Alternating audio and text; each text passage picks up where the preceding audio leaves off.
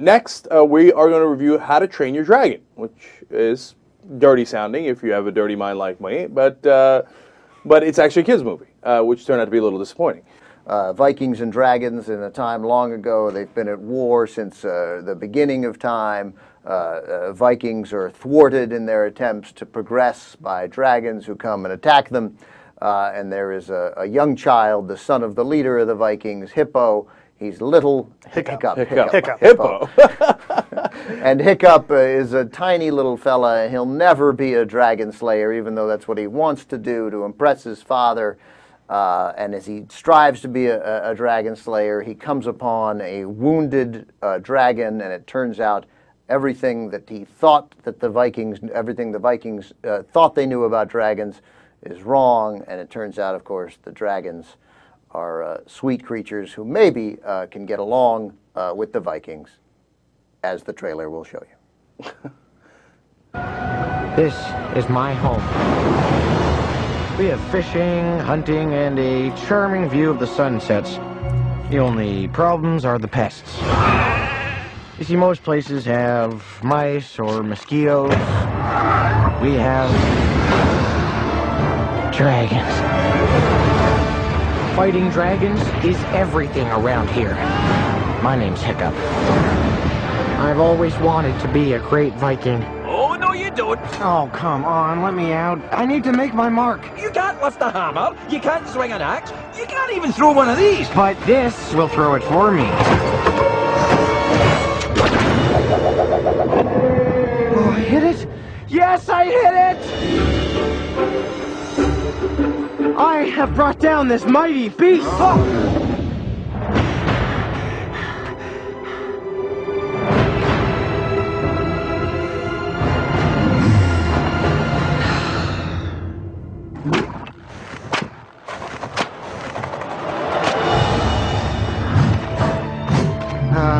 Nice, dragon. Okay. No.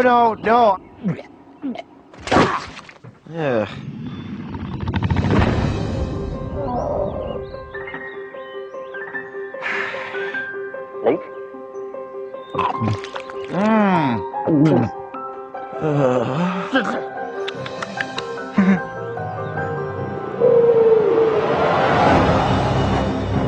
Get down! It's okay, Astrid. Toothless. You're so busted. We're dead. Either we finish them, or they'll finish us. Everything we know about them is wrong. Yeah! You're crazy. I like that. Let me show you. Gently. Thank you for nothing, you useless reptile. DreamWorks How to Train Your Dragon in 3D. I had some questions about this movie. Why can the dragons understand English, but they can't speak it? And why do the Vikings have Scottish accents? Or at least half of them or a quarter of them do, and others just don't. Okay, now having said that... Your willingness to question this movie and not question some of the things in the previous film that we reviewed, which you can check out on our website, Hot Tub Time Machine, is puzzling to me. You'll buy the existence of dragons. Right, exactly. And now you're looking for logic right, exactly. in what they can understand, Yeah. as well as I'll tell you the what, accents of people that speak in the movie. I'll tell you what else I'm pissed about in this movie. They turned dragons into pussies. Okay, I mean, there was this thing of dragons are badass. I mean, that was the last badass left on the planet, even though they're not really on the planet. And now all of a sudden it turns out, oh, they're lily-livered libs too. Well, but they're like dogs, right? I mean, they're like dogs, right? Dogs can be really dangerous and can really mess you up.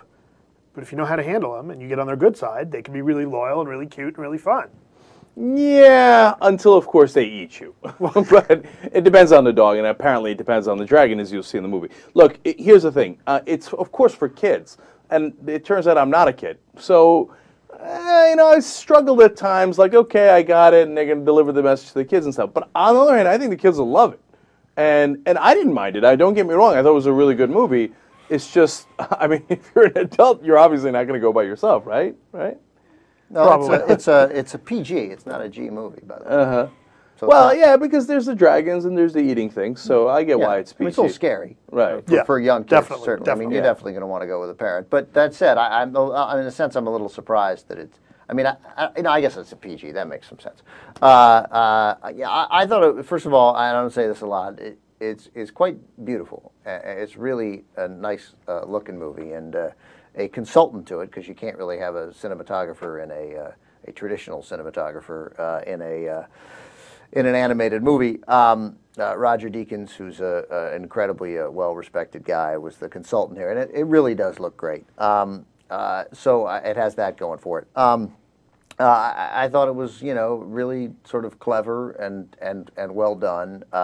Some of the ones they've done before, that DreamWorks has done before, Kung Fu Panda and Shrek, while not as great looking as this film, I thought were sort of the stories probably resonated a little more to me anyway.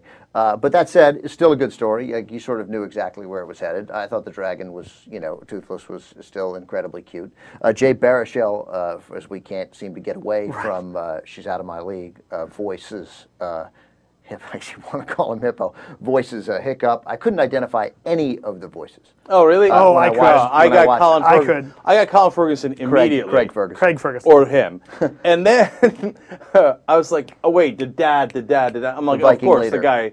the guy who's in every movie, Gerard Butler. Right. And so, Matt, the one thing I did like in the movie a lot, and don't get me wrong, I liked it overall. In that genre, I thought it was really well done.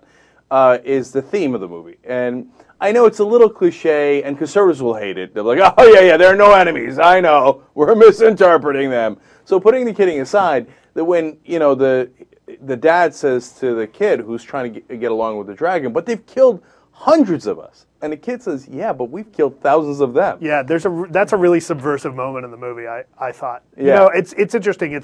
I actually really, really like this movie, and I thought that it's one of those rare instances of a kids movie that isn't pandering to children, right? It's not just kid jokes. That's true. There aren't fart and poop jokes in this movie, right? No, none. It doesn't resort to the little kid potty humor. Like, this is a legitimately funny, exciting movie, and I think that in spite of the fact that it's animated, I think that adults can enjoy this movie. I already recommended it to my closest friend who's got a five-year-old daughter. I was like, no, you can. It meets the test. Well, good for kids, and parents can totally tolerate it. Yeah. And one of the things I have to point out too is I think that as much as I'm not personally a fan of a lot of movies in 3D. For instance, I thought Alice in Wonderland did not need to be in 3D.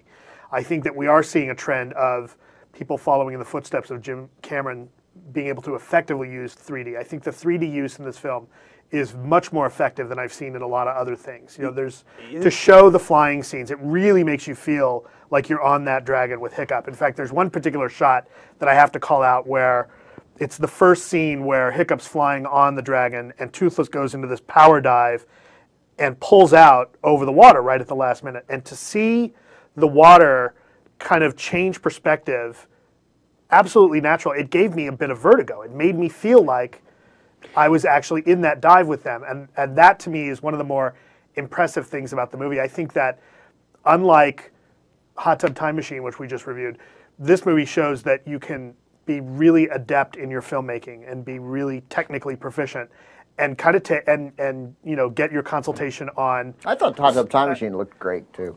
I just whereas I thought that one was cheap, this one was really, really well. They were in the hot tub. I thought really. I think that. Well, I guess my point that I'm trying to make is that technical ability like this can turn a good movie into a great movie, and I think this is a great film. I don't think it was a great film, but I don't disagree with that. And I thought when I came out of it and decided on my rating that I thought very clearly that there will be some people who love this, and I won't disagree. Like, I'll understand. I understand why people will love this, and I thought very early the scenes of the water, just the depth of the water, was great. Like, I mean, not even the scene you're talking about, just when they were fighting the dragons in the beginning and the water's in the back, I thought, man, that is well. And then there's a scene towards the end when there's fire happening and you see guys jump off the boats and fall into the ocean, and and you're shooting that from looking up, and that is done as well as you've seen in any actual live action movie. Right. And I'm somewhere between you and Ebert. Ebert came out today and was saying, enough with this 3D nonsense. Okay. And I thought they did a great job here, but it still hurts my head, the glasses. So, I'm a little torn on it. But here they did it effectively, no question. So in the end, I gave the movie a 6.5. That's not really fair. I gave it a 6.5 because it's my rating, right? And I was watching it from my perspective. But if you got young kids, I'd give it an 8.5. If you got a young son who's into dragons, then I'd give it a 9.5, right? So it depends on your context. But for me, it was a 6.5. And Matt, not only your score am I interested in, but I heard that this was like through the roof on the tomato meter. It is, actually. I was just going to bring that up. It's last I checked at 96 on the tomato meter, which is up in Pixar territory. Now, do I say that this is as good a movie as some of the stuff that Pixar's done? I'd say it's probably on par with Cars, which, granted, that's one of their lesser movies in my opinion. But I think that this is a really solid movie. I think we're finally seeing DreamWorks really approach that level. I'm giving it an 8. Mm-hmm. Yeah, right. I didn't. For some reason, it didn't. The characters just didn't resonate as much with me, and that's really why I didn't. Other than Hiccup, I didn't think any of the characters came alive to me, and that's really why I gave it a 6.5 too. I thought it looked great, it felt great, the story was sweet, the dragons resonated with me. I really liked Toothless. I didn't think any of the other dragons did, so those were two characters that mattered. None of the girl didn't matter, the father didn't matter. That's why I end up with a 6.5. See, I actually really like the father character, and I thought that the moments later in the movie, not to give anything away, but there are, moments between the father and Hiccup that I actually thought got kind of poignant. I found them really moving. Real quick, I know we got to wrap up, but like when they're moving and like the evil dragon at the end is exhibiting his wrath and they're having their moment, and I was thinking, not right now. Right. Go slay the dragon. Don't have your moment while wrath is being incurred on your people. But I hear you. I'm definitely not going to give away the ending. But I found, once you see it, you maybe will understand. I found the ending ironic. So think about that. Yeah, I can see where you're coming from. Right. One other thing I need to say is I have a friend who said that she saw the movie not in 3D. And she found some of the scenes a little lagging, especially a lot of the flying. So I take that as a recommendation to see it in 3D because that'll make it more exciting. All right. And so our overall score is still pretty high. It's 7.0 average. And like I said, if you got kids, I think that gets knocked up a little bit. And of course, it's for kids. And Ben pointed out exactly right. It's a good movie for a mixture. You get to enjoy it a little bit. The kids enjoy it. So maybe a winner overall right there, How to Train Your Dragon.